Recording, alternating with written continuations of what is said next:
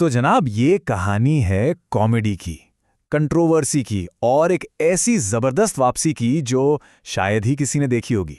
एक ऐसा कॉमेडियन जिसे कैंसिल करने की ना पूरी कोशिश की गई, पर वो आज भी खड़ा है और सच कहूं तो शायद पहले से कहीं ज्यादा बड़ा हो गया है। सोचिए, एक यूट्यूब शो पर पूछा गया बस ये एक सवाल, और पूरे भारतीय इंटरनेट पर जैसे भूचाल आ गया।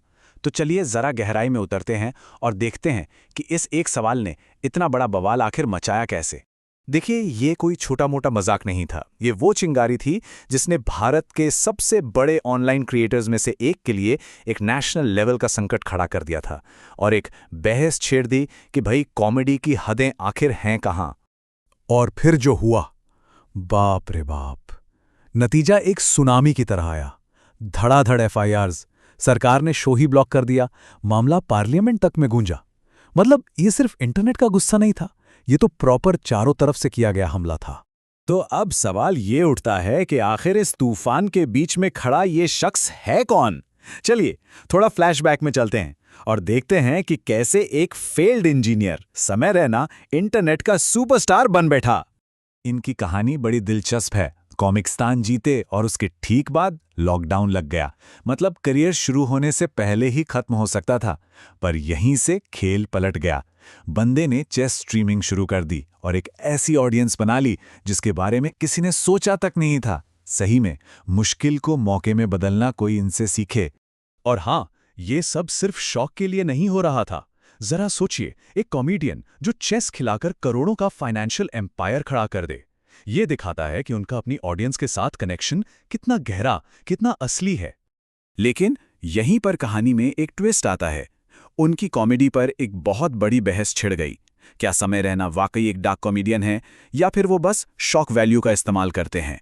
उनका ब्रांड आखिर है क्या? तो देखो, सीन कुछ ऐसा है, जो क्लासिक डार्क ह्यूमर होता है ना, वो मुश्किल हालात में भी एक नया मजेदार एंगल ढूंढता है। लेकिन आलोचकों का कहना है कि रैना का स्टाइल शॉक देने और एकदम कच्ची अनफिल्टर्ड कहानी सुनाने पर ज्यादा टिका है। वहीं उनके फैंस इसी चीज को उनकी ताकत मानते हैं, उनकी हाजिर जवाबी और बेबाक अंदाज। पर सवाल वही है, क्या ये बस हिम्मत है या सोची समझी कॉमेडी?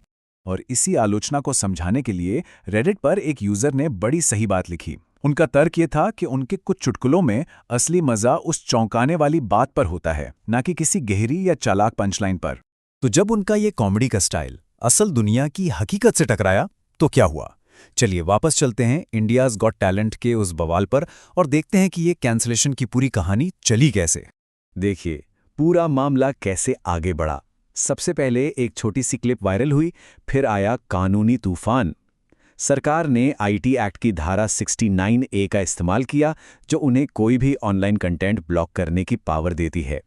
आखिर में यूट्यूब को एपिसोड हटाना पड़ा और रैना ने खुद ही पूरी सीरीज गायब कर दी। इसके बाद रैना ने एक बहुत ही स्मार्ट मूव खेला। उन्होंने इंडिया में लाइव शो कैंसिल किए और सीधे निकल गए एक इंटरनेशनल टूर पर।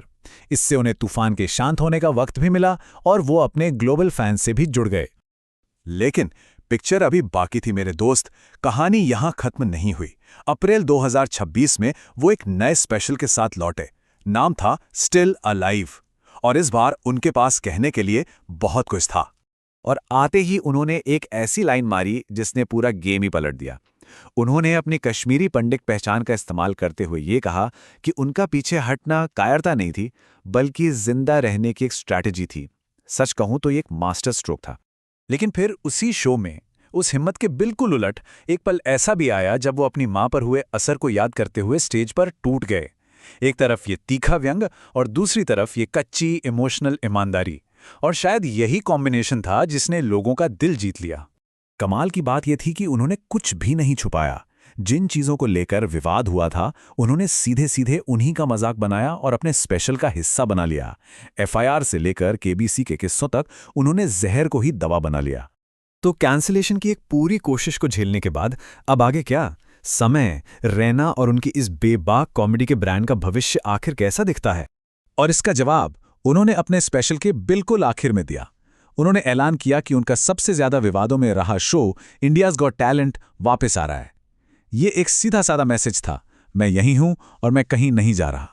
तो ये पूरी कहानी हमें एक बहुत बड़े सवाल के साथ छोड़ जाती है इस ऑनलाइन नफरत और कैंसिलेशन के दौर में जब हर कोई किसी को चुप कराने पर तुला हो, क्या हार ना मानना और डटे रहना ही अपने आप में सबसे बड़ी जीत, सबसे बड़ी पंचलाइन है?